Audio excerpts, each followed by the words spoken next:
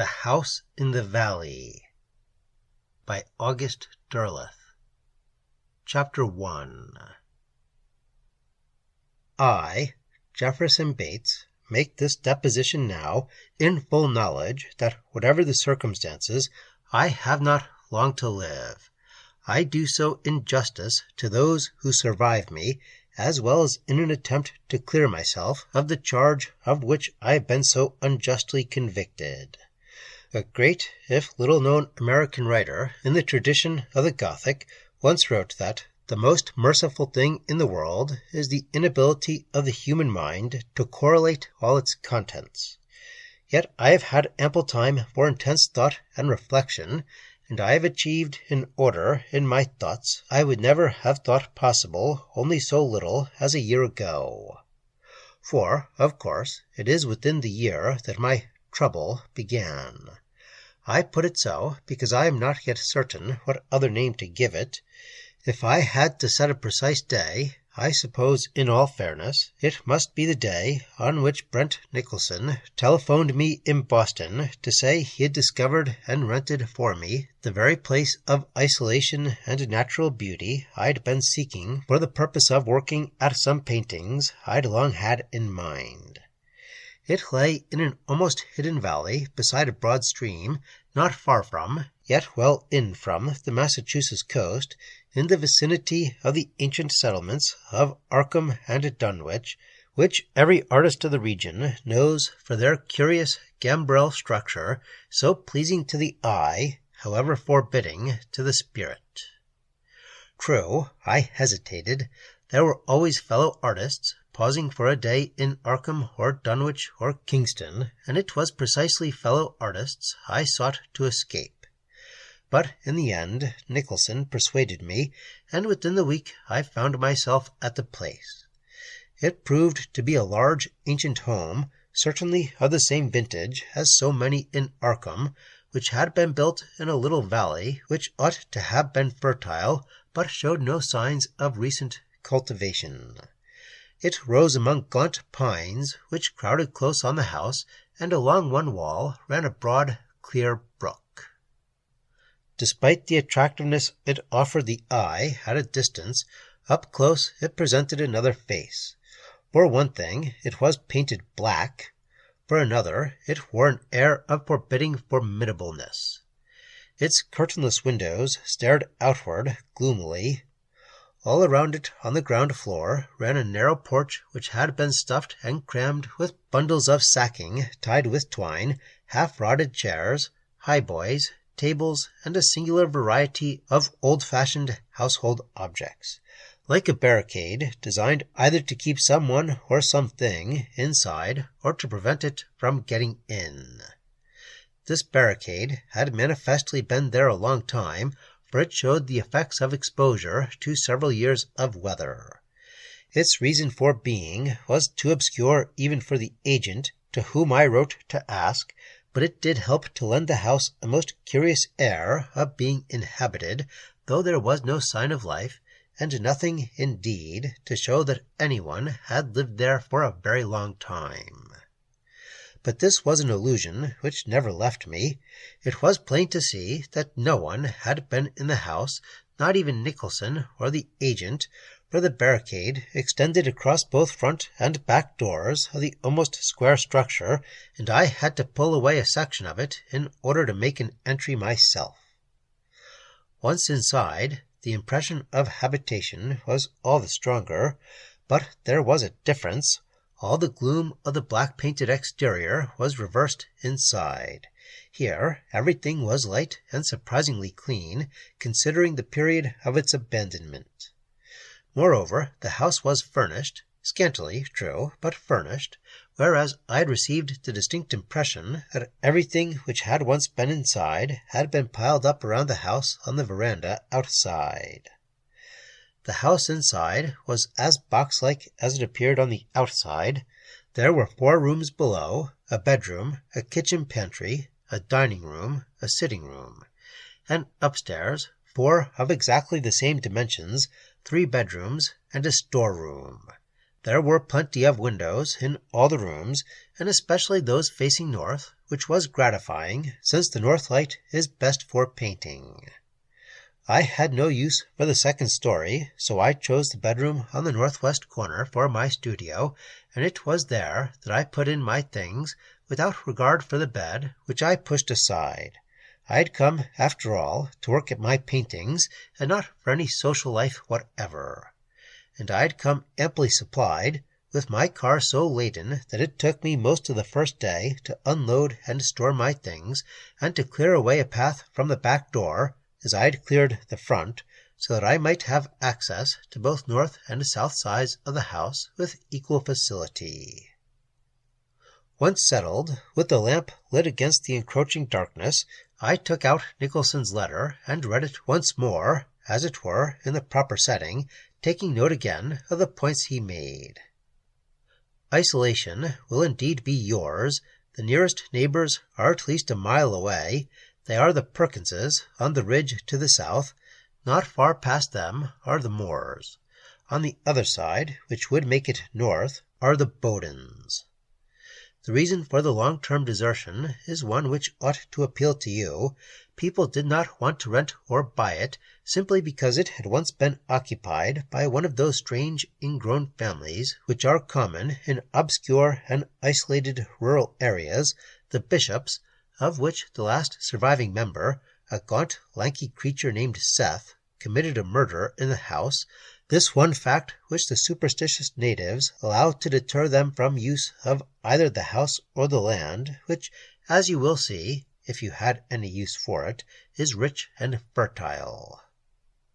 Even a murderer could be a creative artist in his way, I suppose, but Seth, I fear, was anything but that. He seems to have been somewhat crude, and killed without any good reason.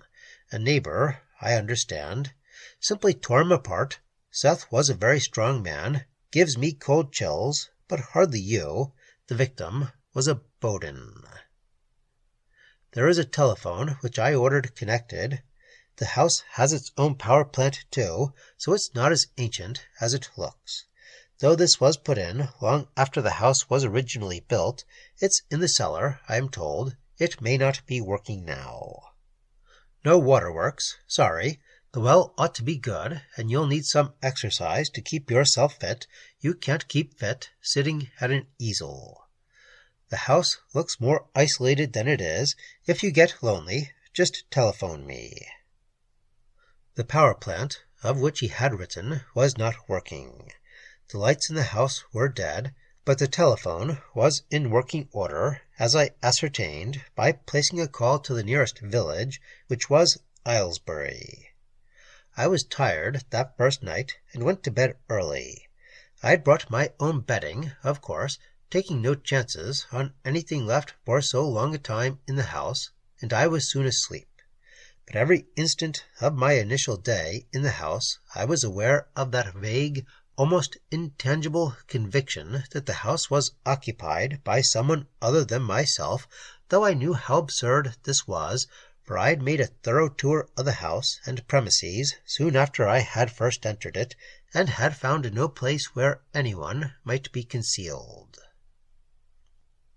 Every house, as no sensitive person needs to be told, has its own individual atmosphere. It is not only the smell of wood, or a brick, old stone, paint. No, it is also a sort of residue of people who have lived there, and of events which have transpired within its walls. The atmosphere of the Bishop House challenged description. There was the customary smell of age, which I expected, of dampness rising from the cellar, but there was something beyond this, and of greater importance, something which actually lent the house itself an aura of life, as if it were a sleeping animal waiting with infinite patience for something which it knew must happen to take place. It was not, let me say at once, anything to prompt uneasiness. It did not seem to me, in that first week, to have about it any element of dread or fear, and it did not occur to me to be at all disquieted until one morning in my second week, after I had already completed 2 imaginative canvases and was at work outside on a 3rd. I was conscious that morning of being scrutinized. At first I told myself jokingly that of course the house was watching me, for its windows did look like blank eyes peering out of that sombre black. But presently I knew that my observer stood somewhere to the rear, and from time to time I flashed glances towards the edge of the little woods which rose southwest of the house. At last I located the hidden watcher. I turned to face the bushes where he was concealed, and said, "Come on out. I know you're there." At that, a tall, freckle-faced young man rose up and stood looking at me with hard, dark eyes, manifestly suspicious and belligerent. "Good morning," I said. He nodded without saying anything. "If you're interested, come on up and have a look," I said. He thought a little and stepped out of the bushes. He was, I saw now, perhaps 20. He was clad in jeans and was barefooted, a lithe young fellow, well-muscled and undoubtedly quick and alert. He walked forward a little way, coming just close enough so that he could see what I was doing, and there stopped. He favored me with a frank examination. Finally he spoke. "Your name Bishop?" Of course, the neighbors might understandably think that a member of the family had turned up in some remote corner of the earth and come back to claim the abandoned property. The name of Jefferson Bates would mean nothing to him. Moreover, I was curiously reluctant to tell him my name, which I could not understand. I answered civilly enough that my name was not Bishop, that I was not a relative, that I'd only rented the house for the summer, and perhaps a month or 2 in the fall. "My name's Perkins," he said, "Bud Perkins, from up yonder." He gestured towards the ridge to the south. "Glad to know you." "You been here a week," Bud continued, offering proof that my arrival had not gone unnoticed in the valley. "You're still here." There was a note of surprise in his voice, as if the fact of my being in the Bishop house after a week was strange of itself. "I mean," he went on, "nothing's happened to you. What with all the goings-on in this house, it's a wonder." "What goings-on?" I asked bluntly. "Don't you know?" he asked, open-mouthed. "I know about Seth Bishop." He shook his head vigorously. "That ain't near the all of it, mister. I wouldn't set foot in that house if I was paid for it, and paid good. Makes my spine prickle just to be standing this near to it." He frowned darkly. "It's a place should have been burned down long ago. What were them bishops doing all hours of the night?" "Looks clean," I said. "It's comfortable enough. Not even a mouse in it." "Ha! If 'twas only mice, you wait." With that he turned and plunged back into the woods. I realized, of course, that many local superstitions must have arisen about the abandoned Bishop house. What more natural than that it should be haunted? Nevertheless, Bud Perkins' visit left a disagreeable impression with me. Clearly, I'd been under secret observation ever since my arrival. I understood that new neighbors are always of interest to people, but I also perceived that the interest of my neighbors in this isolated spot was not of quite that nature. They expected something to happen, they were waiting for it to take place, and only the fact that nothing had as yet occurred had brought Bud Perkins within range. That night the first untoward incident took place. Quite possibly Bud Perkins' oblique comments had set the stage by preparing me for something to happen. In any case, the incident was so nebulous as to be almost negative, and there were a dozen explanations for it. It is only in the light of later events that I remember it at all. It happened, perhaps, 2 hours after midnight. I was awakened from sleep by an unusual sound. Now, anyone sleeping in a new place grows accustomed to the sounds of the night in that region, and, once accustomed to them, accepts them in sleep.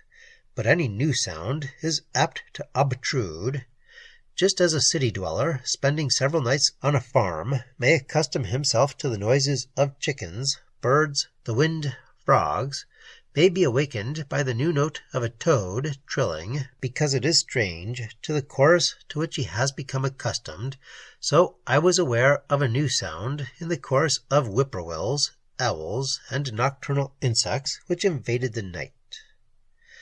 The new sound was a subterranean one, that is, it seemed to come from far below the house, deep down under the surface of the earth.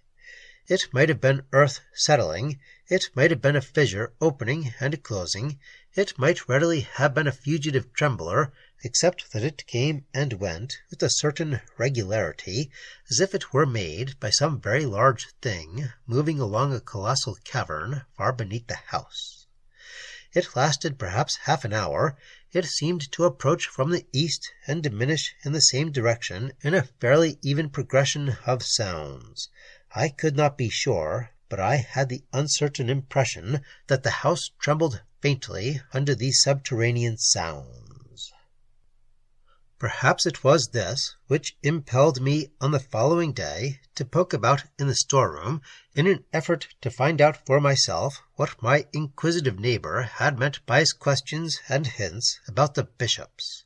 What had they been doing that their neighbors thought so bad? The storeroom, however, was less crammed than I had expected it to be, perhaps largely because so many things had been put out on the veranda.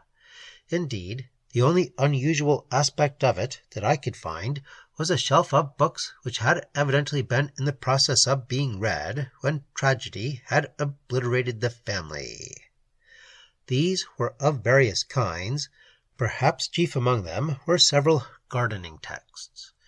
They were extremely old books, and had been long in disuse, quite possibly hidden away by an earlier member of the Bishop family, and only recently discovered. I glanced into 2 or 3 of these, and found them to be completely useless for any modern gardener, since they described methods of raising and caring for plants which were unknown to me for the most part. Hellebore, mandrake, nightshade, witch hazel, and the like, and such of the pages which were given over to the more familiar vegetables were filled with bits of lore and superstition which held utterly no meaning for anyone in this modern world. There was also one paper-covered book devoted to the lore of dreams. This did not appear to have been much read, though its condition was such for dust and lint that it was impossible to draw any conclusions about it. It was one of those inexpensive books which were popular 2 or 3 generations ago, and its dream interpretations were the most ordinary. It was, in short, just such a book as one might expect a rather ignorant countryman to pick up. Indeed, of them all, only one interested me. This was a most curious book indeed. It was a monumental tome, entirely copied in longhand, and bound by hand in wood. Though it very probably had no literary worth whatsoever, it could have existed in any museum of curiosa. At that time I made little attempt to read it, for it seemed to be a compilation of gibberish similar to the nonsense in the dream book. It had a crudely lettered title, which indicated that its ultimate source must have been some private old library, Seth Bishop, his book, being excerpts from the Necronomicon and the Culte de Gaulle and the Pnakotic manuscripts, and the Relier text, copied in his own hand by Seth Bishop in the years 1919 to 1923. Underneath, in a spidery hand, which did not seem likely for one known to be so uneducated, he had scrawled his signature. In addition to these, there were several works allied to the dream book, a copy of the notorious 7th Book of Moses, a text much prized by certain oldsters in the Pennsylvania Hexe country, which, thanks to newspaper accounts of a recent hex murder, I knew about.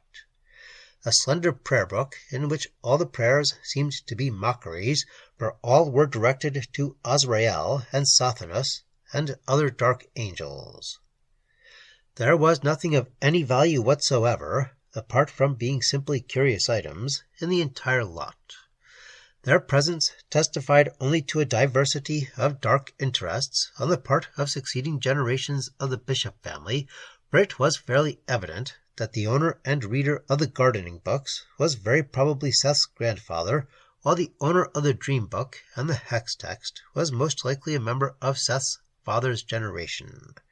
Seth himself seemed interested in more obscure lore. The works from which Seth had copied, however, seemed appreciably more erudite than I had been led to believe a man of Seth's background would be likely to consult. This puzzled me, and at the first opportunity I travelled into Aylesbury to make such inquiries as I could at a country store on the outskirts of the village where, I reasoned, Seth might most probably have made purchases, since he had had the reputation of being a reclusive individual. The proprietor, who turned out to be a distant relative of Seth's on his mother's side, seemed somewhat loath to speak of Seth, but did ultimately reveal something in his reluctant answers to my persistent questions.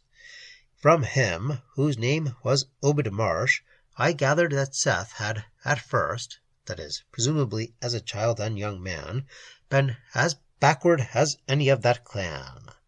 In Seth's later teens he had grown queer, by which Marsh meant that Seth had taken to a more solitary existence. He had spoken at that time with frequency of strange and disturbing dreams he had had, of noises he had heard, of visions he believed he saw in and out of the house. But after 2 or 3 years of this, Seth had never mentioned a word of these things again. Instead, he had locked himself up in a room, which had certainly been the storeroom, judging by Marsh's description, and read everything he could lay his hands on, for all that he never went past the 4th grade. Later on, he had gone into Arkham, to the library of Miskatonic University, to read more books. After that spell, Seth had come home and lived as a solitary until the time of his outbreak, the horrible murder of Amos Bowden.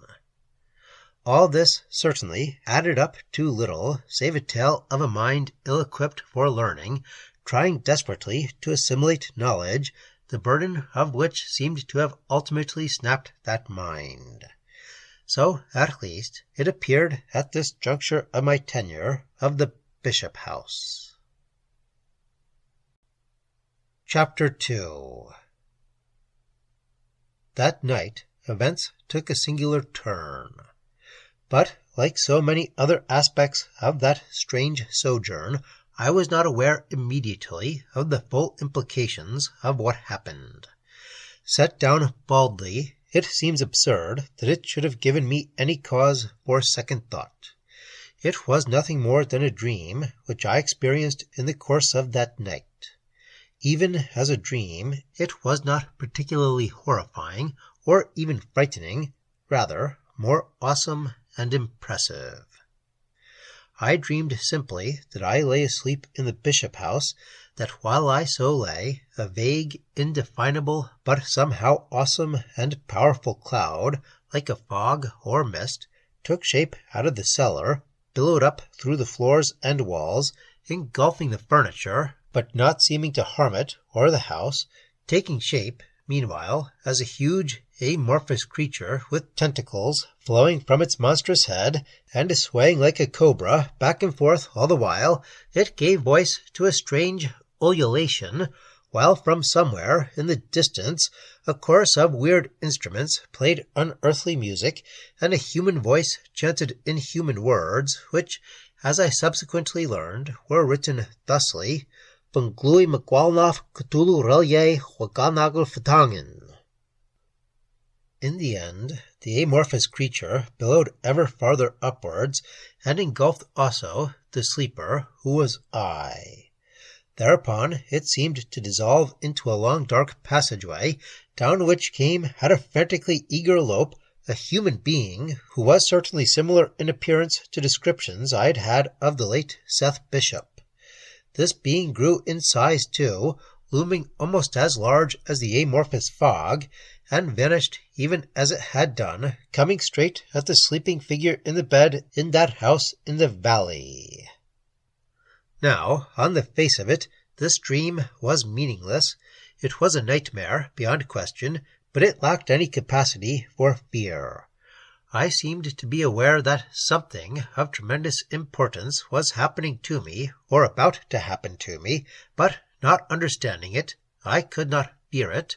Moreover, the amorphous creature, the chanting voice, the ululations, and the strange music all lent a ritual impressiveness to the dream. On awakening in the morning, however, I found it readily possible to recall the dream, and I was obsessed with the persistent conviction that all its aspects were not really strange to me. Somewhere I had heard or seen the written equivalent of that fantastic chanting, and so thinking, I found myself once more in the storeroom, poring over that incredible book in Seth Bishop's handwriting, reading here and there, and discovering with wonder that the text concerned an ancient series of beliefs in elder gods and ancient ones, and a conflict between them, between the elder gods and such creatures as Hastur and Yog-Sothoth and Cthulhu.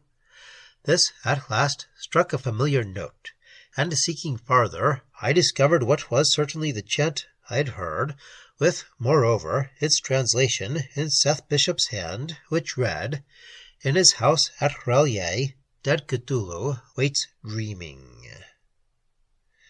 The one disturbing factor in this discovery was that I had most certainly not seen the line of the chant on occasion of my examination of the room. I might have seen the name Cthulhu, but nothing more in that cursory glance at the Bishop manuscript. How, then, could I have duplicated a fact which was not a part of my conscious or subconscious store of knowledge? It is not commonly believed that the mind can duplicate in a dream state, or any other, any experience which is utterly alien to it. Yet I had done so.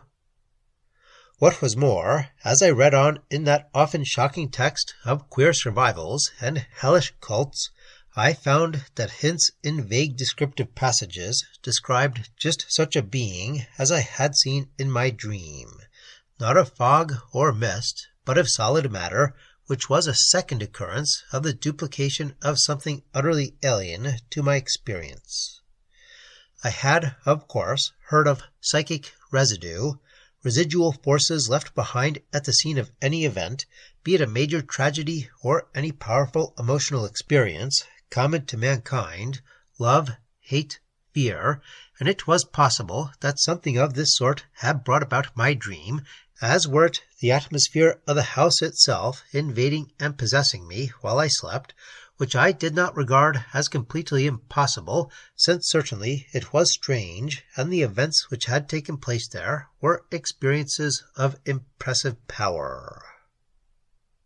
Now, however, though it was noon and the demands of my body for food were great, it seemed to me that the next step in pursuit of my dream lay in the cellar. So to it I made my way at once, and there, after a most exhaustive search, which included the moving away from the walls of tiers of shelves, some still with ancient jars of preserved fruit and vegetables on them, I discovered a hidden passageway which led out of the cellar into a cave-like tunnel, down part of which I walked. I did not go far before the dampness of the earth underfoot and the wavering of my light forced me to return, but not before I had seen the disquieting whiteness of scattered bones embedded in that earth. When I returned to that subterranean passageway, after replenishing my flashlight, I did not quit it before ascertaining beyond reasonable doubt that the bones were those of animals, for clearly there had been more than one animal. What was disturbing about their discovery was not their being there, but the puzzling question of how they had got there. But I did not at the time give this much thought. I was interested in pushing deeper into that tunnel, and I did so, going as far in the direction, I thought, of the sea-coast as I could before my passage was blocked by a fall of earth. When at last I left the tunnel, it was late in the afternoon, and I was vanished. But I was reasonably certain of two things. The tunnel was not a natural cave, at least at this end. It was clearly the work of human hands, and it had been used for some dark purpose, the nature of which I could not know. Now, for some reason, these discoveries filled me with excitement. Had I been fully in control of myself, I have no doubt that I would have realized that this in itself was unlike me, but at the moment I was faced and challenged with the mystery which seemed to me insistently of the greatest importance, and I was determined to discover all I could of this apparently hitherto unknown part of the Bishop property. This I could not very well do until another day, and in order to find my way through the cave, I would need implements I had not yet found on the property. Another trip to Aylesbury was unavoidable. I went at once to the store of Obed Marsh and asked for a pick and shovels. For some reason, this request seemed to upset the old man beyond all reason. He paled and hesitated to wait on me. "You aimin' to dig, Mr. Bates?" I nodded. "'Tain't none of my business, but maybe you'd like to know that was what Seth was doin' for a spell. Wore out 3-4 shovels, diggin'." He leaned forward, his intense eyes glittering, "and the queerest thing about it was nobody could find out where he was diggin'. Never seen a shovel full of dirt anywhere." I was somewhat taken aback by this information, but I did not hesitate. "That soil there around the house looks rich and fertile," I said. He seemed relieved. "Well, if you're aimin' to garden, that's a different thing." One other purchase I made puzzled him. I needed a pair of rubber boots to shield my shoes from the muck and mud of many parts of the tunnel floor, where, doubtless, the nearness of the brook outside caused seepage.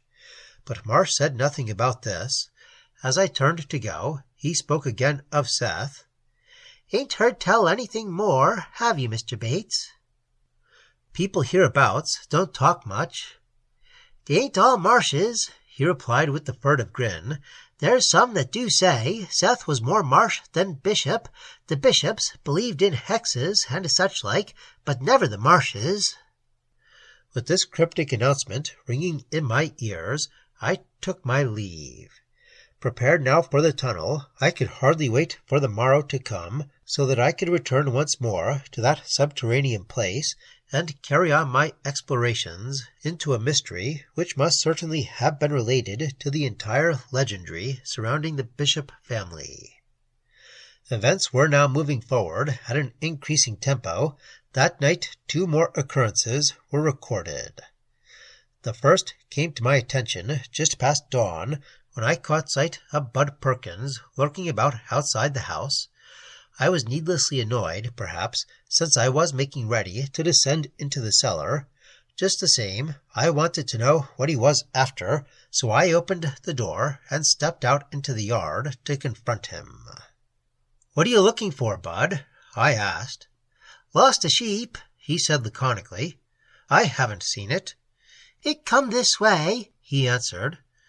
"Well, you're welcome to look." "Sure hate to think this is all setting up to start again," he said. "What do you mean?" "If you don't know, 'twon't do you any good to say. If you do, it's better I don't say a thing anyway, so I'm not saying." This mystifying conversation baffled me. At the same time, Bud Perkins' obvious suspicion that somehow his sheep had come to my hands was irritating. I stepped back and threw open the door. "Look in the house if you like."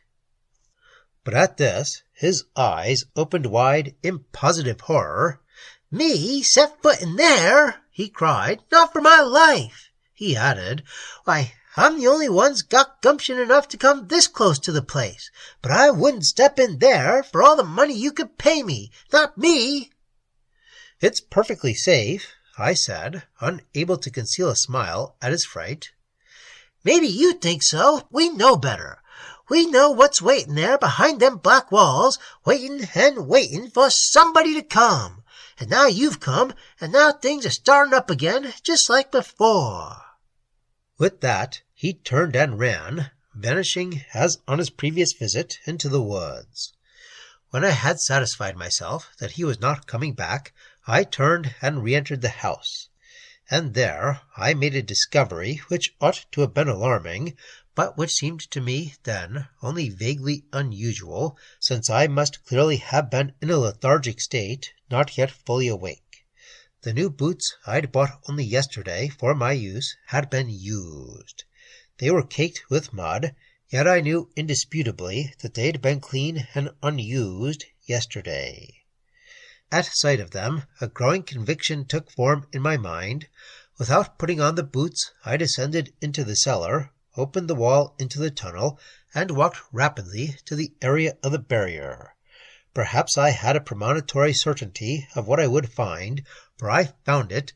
The cave-in of earth had been dug partially away, sufficiently for a man to squeeze through, and the tracks in the wet earth were clearly made by the new boots I'd bought, for the stamped trademark in the sole of those boots was plainly to be seen in the glow of my flashlight. I was thus faced with one of two alternatives. Either someone had used my boots in the night to effect this change in the tunnel, or I myself had walked in my sleep to bring it about. And I could not much doubt which it had been, for despite my eagerness and anticipation, I was fatigued in a way which would have been accounted for only by my having spent a considerable portion of my sleeping hours digging away at this blockade in the passageway. I cannot escape the conviction now that even then I knew what I should find when I pursued my way down that tunnel, the ancient altar-like structures in the subterranean caverns into which the tunnels opened, the evidence of further sacrifice, not alone animals this time, but undeniably human bones, and at the end the vast cavern opening downwards, and the faint glimmering far below of waters, surging powerfully in and out through some opening far down, the Atlantic Ocean itself, beyond doubt, which had made its way to this place by means of subsurface caverns on the coast. And I must have had a premonition, too, of what else I should see there at the edge of that final descent into the aquatic abyss, the tufts of wool, the single hoof with its portion of torn and broken leg, all that remained of a sheep, fresh as the night just past. I turned and fled, badly shaken, unwilling to guess how the sheep had got there, Bud Perkins' animal, I felt certain. And had it, too, been brought there for the same purpose as the creatures whose remains I'd seen before those dark and broken altars in the lesser caverns between this place of constantly stirring waters and the house I'd left not long ago, I did not tarry in the house long either, but made my way into Aylesbury once again, apparently aimlessly, but, as I now know, pressed by my need to know yet more of what legend and lore had accumulated about the Bishop House. But at Aylesbury I experienced for the first time the full force of public disapproval, for people on the street averted their eyes from me and turned their backs to me. One young man to whom I spoke hurried past me as if I had not spoken at all. Even Obed Marsh had changed in his attitude. He was nothing loath to take my money, but was surly in his manner, and obviously wished that I would leave his store as soon as possible. But here I made it clear I would not move until my questions had been answered. What had I done, I wanted to know, that people should shun me as they did? "It's that house," he said finally. "I'm not the house," I retorted, dissatisfied. "There's talk," he said then. "Talk? What kind of talk?"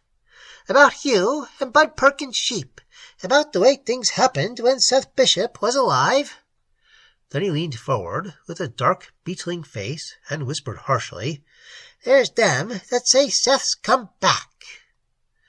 "Seth Bishop's dead and buried this long time." He nodded. "Aye, part of him is, but part of him maybe ain't. I'll tell you, best thing in the world is for you to clear out now. You got time yet."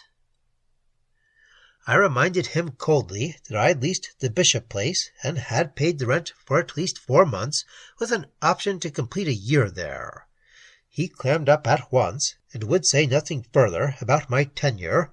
I pressed him, nevertheless, for details about Seth Bishop's life, but all he would or could tell me was clearly the summation of vague, uncertain hints and dark suspicions which had been common in the vicinity, so that I left him at last, not with any picture of Seth Bishop as a man to be feared, but rather of him as a man to be pitied, kept at bay in his black-walled house in the valley like an animal by his neighbours on the ridge and the people of Aylesbury, who were at one in hating and fearing him, without any but the most circumstantial evidence that he had committed any crime against the safety or peace of the environs.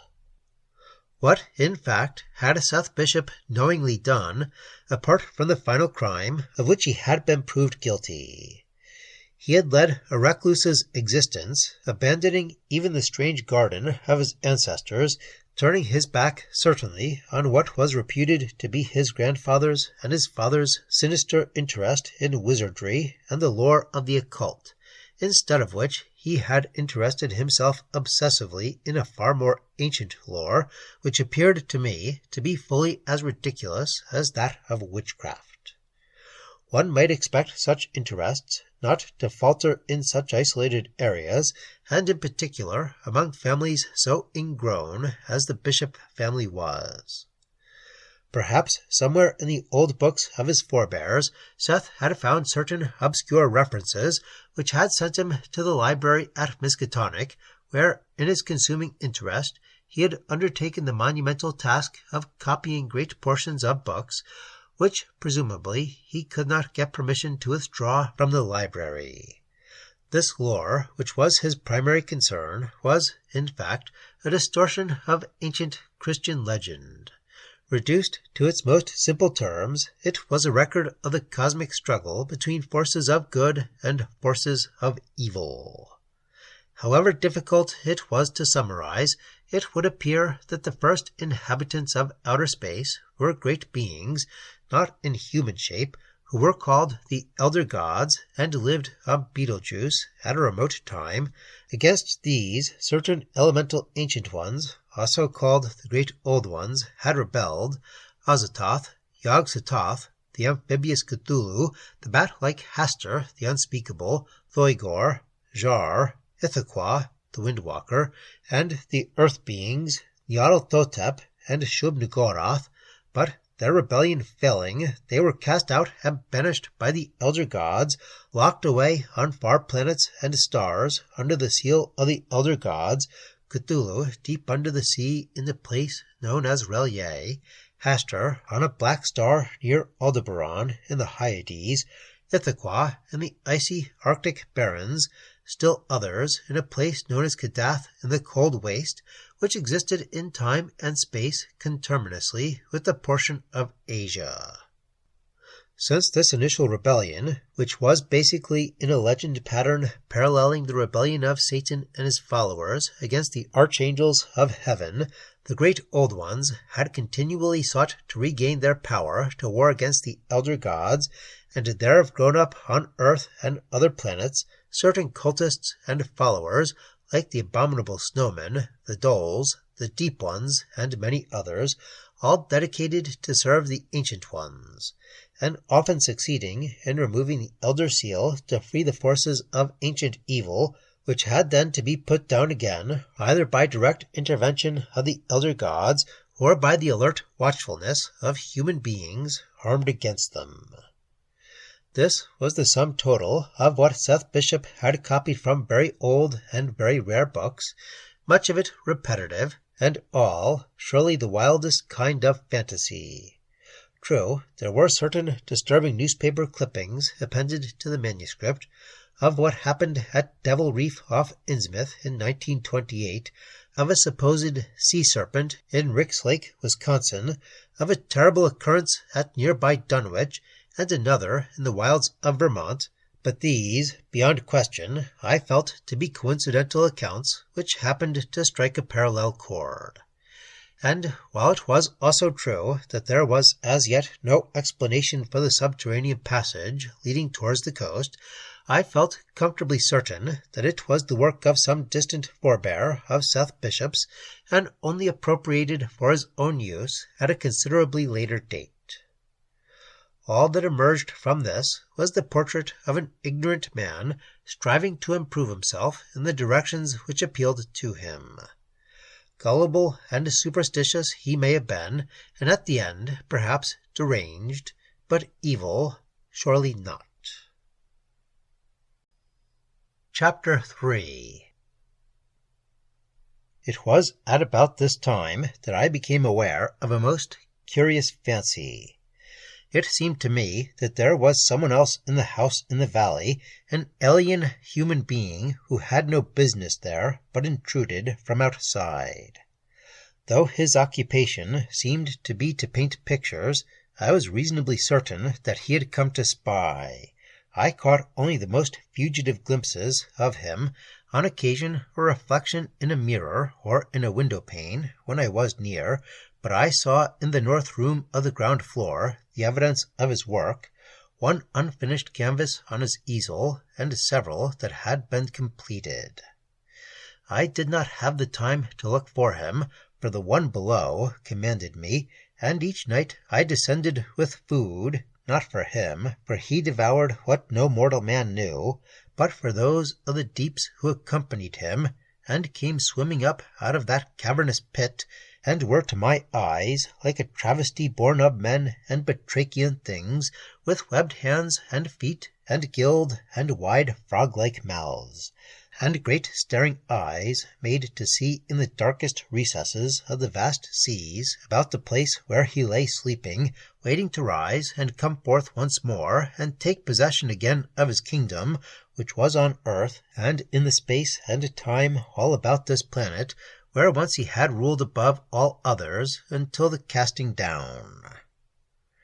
Perhaps this was the result of my coming upon the old diary, which now I settled down to read, as were it a book I had treasured since childhood. I found it by accident in the cellar, mildewed, and showing the effects of having been long lost, a fortunate thing, for there were in it things no outsider should see. The early pages were gone, having been torn out and burned in an excess of fear before any self-confidence had come. But all the others were still there, and plain to read in their spidery script. June 8th. Went to the meeting place at 8, dragging the calf from moors. Counted 42 of the deep ones, also one other, not of them, which was like an octopus, but was not. Remained there 3 hours. That was the first entry I saw. Thereafter the entries were similar, of trips underground to the water pits, of meetings with the deep ones, and occasionally other water beings. In September of that year, a catastrophe. September 21st. The pits crowded. Learned something terrible had happened at Devil Reef. One of the old fools at Innsmouth gave things away, and the Federal men came with submarines and boats to blast Devil Reef and the waterfront at Innsmouth. The marsh crowd got away, most of them, many deep ones killed. Depth charges did not reach Relier, where he lies dreaming. September 22nd. More reports from Innsmouth. 371 deep ones killed, many taken from Innsmouth, all those who were given away by the Marsh Look. One of them said what was left of the Marsh clan had fled to Ponape, 3 of the deep ones here tonight from that place. They say they remember how old Captain Marsh came there, and what a compact he had made with them, and how he took one of them and married her, and had children who were born of man and the deep ones, tainting the whole Marsh clan for ever, and how ever since then the Marsh ships fared well, and all their sea enterprises succeeded beyond their wildest dreams. They grew rich and powerful, the wealthiest of all the families at Innsmouth, to which they took their clan to live by day in the houses, and by night slipping away to be with the other deep ones off the reef. The marsh houses in Innsmouth were burned. so the federal men knew. But the marshes will be back, say the deep ones, and all will begin again towards that day when the great old one below the sea will rise once more. September 23rd. Destruction terrible at Innsmouth. September 24th. It will be years before the Innsmouth places will be ready again. They will wait till the marshes come back. They might say what they liked of Seth Bishop, no fool he. This was the record of a self-educated man.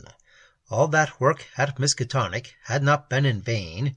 He alone of all who lived in the Aylesbury region knew what lay hidden in the Atlantic depths off the coast. None other even suspected. This was the direction of my thoughts, the preoccupation of my days at the Bishop House. I thought thusly, I lived so, and by night. Once darkness had come to the house, I was more keenly aware than ever that something impended. But somehow memory rejects what must have happened. Could it be otherwise?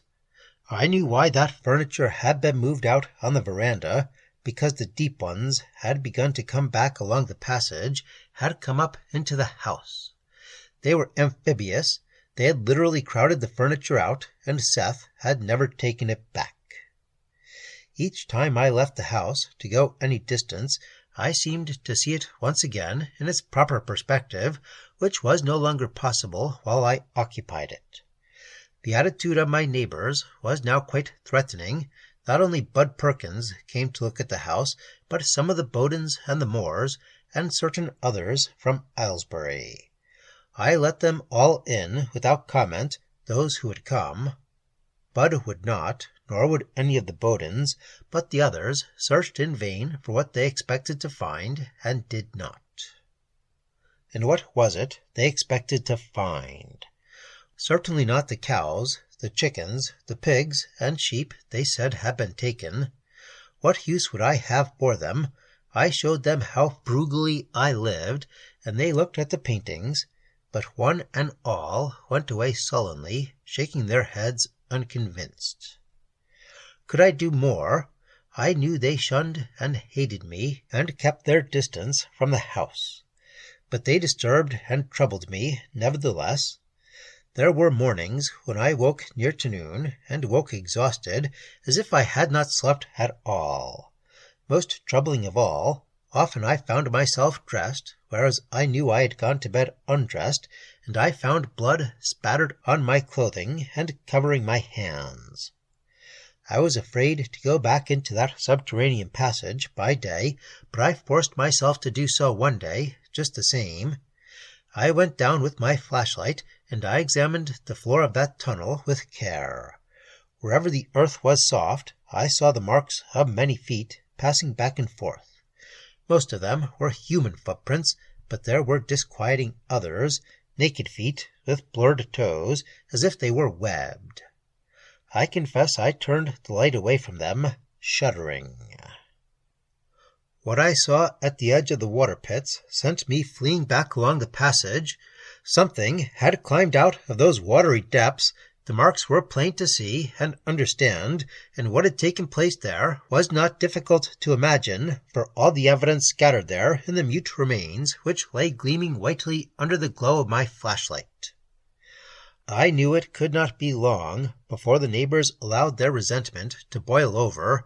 There was no peace capable of achievement in that house, nor indeed in the valley. Old hatreds, old enmities persisted and thrived in that place. I soon lost all sense of time. I existed in another world, literally, for the house in the valley was surely the focal point for entry into another realm of being. I do not know how long I'd been in the house, perhaps 6 weeks, perhaps 2 months, when one day the sheriff of the county, accompanied by 2 of his deputies, came grim-faced to the house with a warrant for my arrest. He explained that he did not wish to use the warrant, but that nevertheless he wished to question me, and if I did not accompany him and his men willingly, he would have no alternative but to use the warrant, which, he confided, was based on a serious charge, the nature of which seemed to him grossly exaggerated and entirely unmotivated. I went along willingly enough, all the way to Arkham, in which ancient gambrel-roofed town I felt strangely at ease and completely unafraid of what was to come. The sheriff was an amiable man who had been driven to this deed, I had not the slightest doubt, by my neighbors.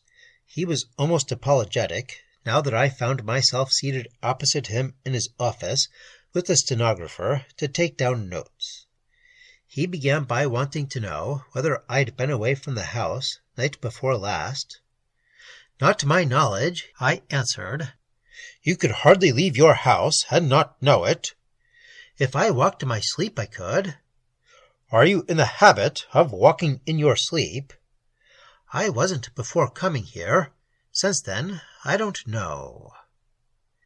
He asked seemingly meaningless questions, always skirting the central point of his mission. But this emerged presently. A human being had been seen in charge of a company of some kind of animals, leading the pack to an attack on a herd of cattle in night pasture. All but 2 of the cattle had been literally torn to pieces. The cattle had belonged to young Sereno Moore, and it was he who had made the charge against me, an act in which he was abetted by Bud Perkins, who was even more insistent than Sereno. Now that he had put the charge into words, it seemed more ridiculous than ever. He himself apparently felt so, for he became more than ever apologetic. I myself could hardly forbear laughing. What motive could I have for so mad an act? And what animals could I have led? I owned none, not even a dog or cat. Nevertheless, the sheriff was politely persistent. How had I come by the scratches visible on my arms? I seemed to be aware of them for the first time, and gazed at them thoughtfully. Had I been picking berries? I had, and said so, but I added also that I could not recall having been scratched. The sheriff seemed relieved at this. He confided that the scene of the attack on the cattle was bordered on one side by a hedge of blackberry bushes. The coincidence of my bearing scratches was bound to be noticed, and he could not ignore it.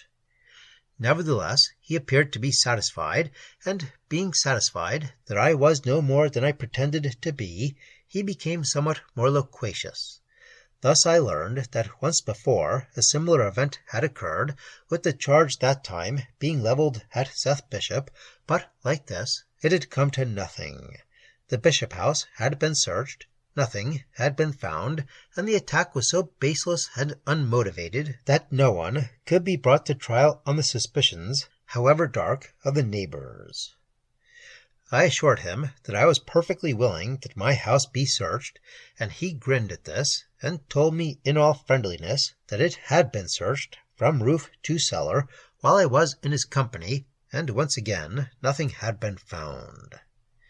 Yet when I returned to the house in the valley, I was uneasy and troubled.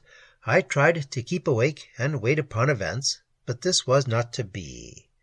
I fell asleep, not in the bedroom, but in the storeroom, poring over that strange and terrible book in Seth Bishop's hand.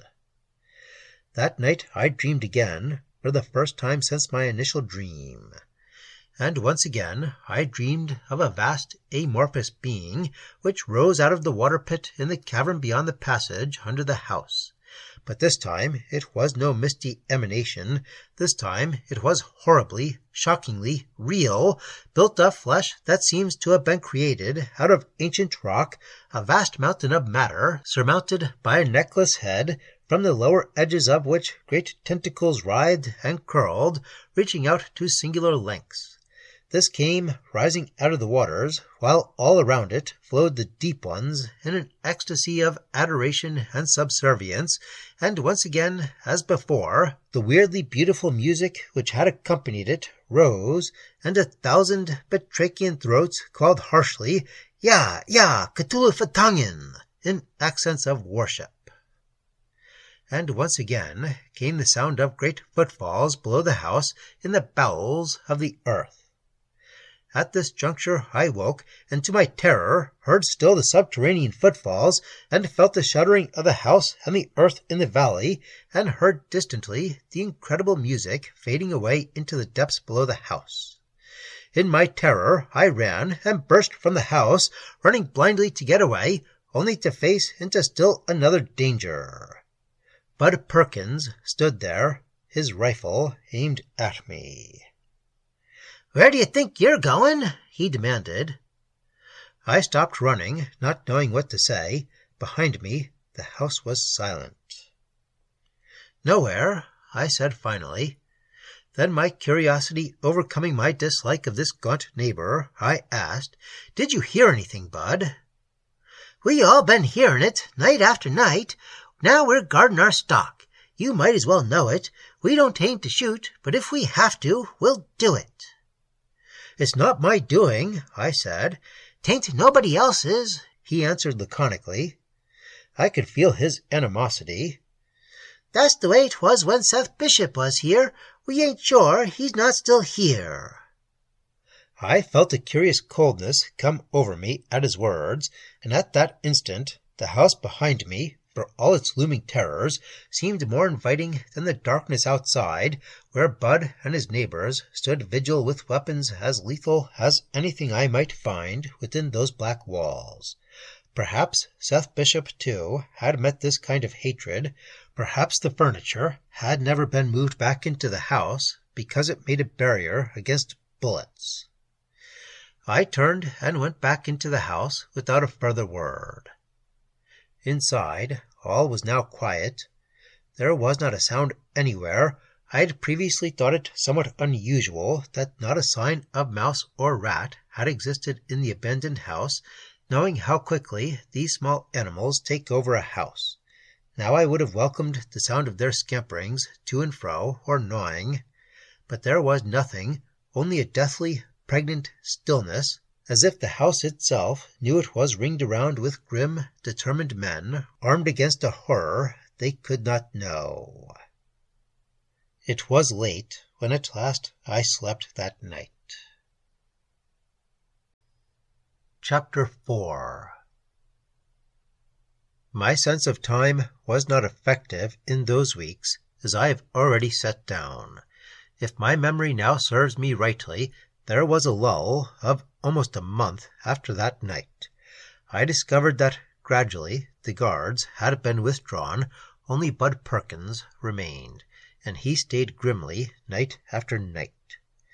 It must have been at least 5 weeks later when I woke from sleep one night and found myself in the passage below the house, walking towards the cellar, away from the yawning chasm at the far end. What had awakened me was a sound to which I was unaccustomed, a screaming which could have come only from a human voice far behind me. I listened in cold horror, and yet somewhat lethargically, while the screams of fright rose and fell, and were cut off terribly at last. Then I stood for a long time in that place, unable to move forward or back, waiting for a resumption of that frightening sound. But it did not come again, and at last I made my way back to my room and fell exhausted on my bed. I woke that next morning with a premonition of what was to come. And in mid-morning it came, a sullen, hateful mob of men and women, most of them armed. Fortunately, they were in the charge of a deputy sheriff who kept them in a semblance of order. Though they had no search warrant, they demanded the right to search the house. In the face of their mood, it would have been folly to deny them, so I made no attempt to do so. I stepped outside and let the door stand open for them. They surged into the house, and I could hear them going through room after room, upstairs and down, moving and throwing things about. I made no protest, for I was stoutly guarded by 3 men, one of whom was Obadiah Marsh, the storekeeper from Aylesbury. It was to him I finally addressed myself in as calm a voice as I could muster. May I ask what this is all about?" "You sayin' you don't know?" he asked scornfully. "I don't." "Jared Moore's boy disappeared last night, walking home from a school party up the road a piece. He had to come by here." There was nothing I could say. It was patent that they believed the boy had vanished into this house. However much I wanted to protest, I could not rid my thoughts of the memory of that terrible screaming I had heard in the tunnel.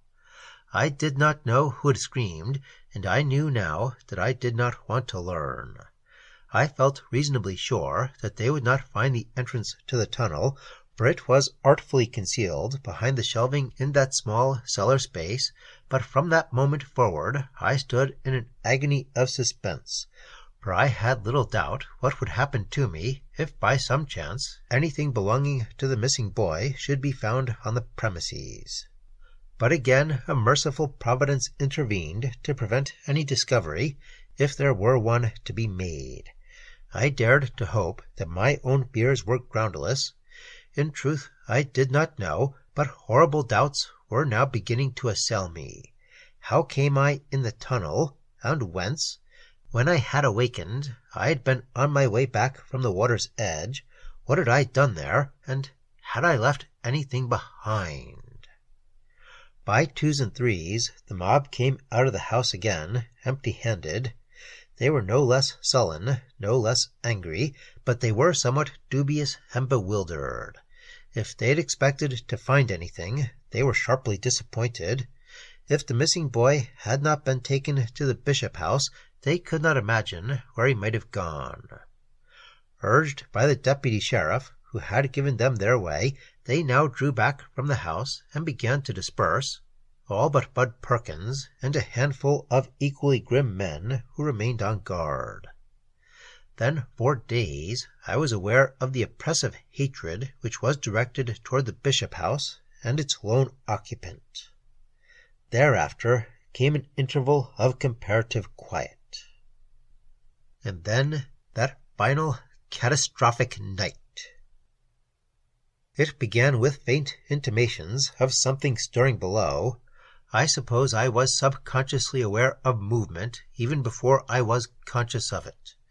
At the time I was reading in that hellish manuscript book of Seth Bishop's a page devoted to the minions of great Cthulhu, the Deep Ones, who devoured sacrifice of warm-blooded animals, being themselves cold-blooded, and waxing fat and strong on what would seem a kind of pagan cannibalism. I was reading this, I say, when without warning I became conscious of the stirrings below, as if the very earth were becoming animated, trembling faintly, rhythmically, and there began immediately thereafter a faint far-away music, exactly similar to that which I had heard in my first dream in that house, rising from instruments unknown to human hands, but resembling a fluting or piping sound heard in chorus, and accompanied once more by an occasional ululation which came from the throat of some living entity. I cannot adequately describe the effect which this had on me. At the moment, engrossed as I was in an account clearly related to the events of the past weeks, I was, as it were, conditioned to such an occurrence, but my state of mind was one of nothing short of exultation, and I was filled with a compelling urgency to rise and serve him who lay dreaming far below. Almost as in a dream, I put out the light in the storeroom, and slipped out in darkness, possessed by caution against the enemies who waited beyond the walls. As yet, the music was too faint to be heard outside the house. I had no way of knowing how long it would remain so faint, so I made haste to do that which was expected of me before the enemy could be warned that the dwellers in the watery chasm below were once again rising towards the house in the valley. But it was not to that cellar that I moved. As if by preordained plan, I slipped out the back door of the house and made my way stealthily in the darkness to the protecting shrubbery and trees. There I began to make slow but steady progress forward. Somewhere up ahead, Bud Perkins stood on guard. Of what happened after that, I cannot be sure. The rest was nightmare, certainly.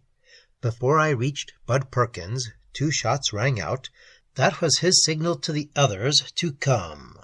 I was less than a foot away from him in the darkness, and his shots startled me out of my wits. He, too, had heard the sounds from below, for now I could hear them outside in this darkness as well. So much I remember with reasonable clarity. It was what happened after that baffles me even now. Certainly the mob came, and if the men from the sheriff's office had not been waiting too, I would not now be alive to make this deposition. I remember the screaming, furious mob. I remember that they set fire to the house. I'd been back there. I'd run out, escaping the flames. From where I looked back, I saw not only the flames, but that other sight, those shrilly crying deep ones, falling victim to flame and terror, and at last that gigantic being which reared out of the flames, flailing its tentacles, before it dropped defiantly back down, compacting into a great sinuous column of flesh, and vanished without trace. It was then that someone in the mob threw dynamite into the flaming house, but even before the echo of the blast died away, I heard, as did all the others encircling all that remained of the bishop house, that chanting voice which cried, "Von glui mcwalnaf Cthulhu relye wagan the Galfatungen," announcing to all the world that great Cthulhu still lay dreaming in his subaqueous haven of Relye. They said of me that I was crouched beside the torn remains of Bud Perkins, and they intimated hideous things. Yet they must have seen, even as I saw, what writhed in that flaming ruin, though they deny that there was anything at all there but myself. What they say I was doing is too horrible to repeat. It is the fiction of their diseased, hate-filled brains, for surely they cannot deny the evidence of their own senses. They witnessed against me in court and sealed my doom. Surely they must understand that it was not I who did all the things they say I did. Surely they must know that it was the life force of Seth Bishop which invaded and took possession of me, which again restored that unholy link to those creatures of the deep, bringing them their food, as in the days when Seth Bishop had an existence in a body of his own and served them, even as the deep ones and those countless others scattered over the face of the earth.